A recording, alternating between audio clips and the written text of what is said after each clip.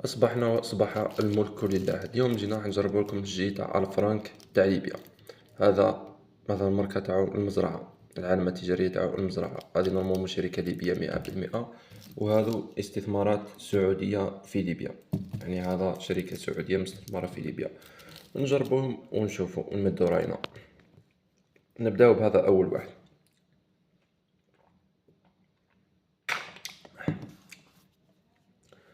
هذا تحس صح بذوق المانجا فيه، وزيت ثقيل، ماشي كيما اللي عندنا حنا في البلاد.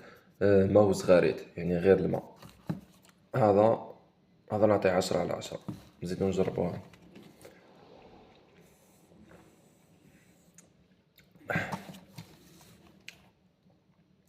هذا انا ما عجبنيش في الذوق برك، بصح يقعد البرودوي تاعو الداخل ثقيل مركز، يعني خير من تاعنا. هذا الذوق تاعو ما عجبنيش، نعطيه 7/10. نرجعو لهذا.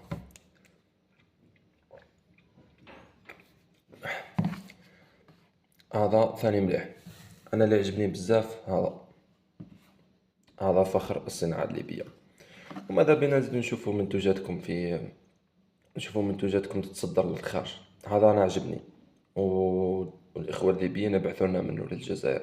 كي تجيو في الشاحنات باش تديو السلعة من الجزائر، جيبوا لنا منه. هذا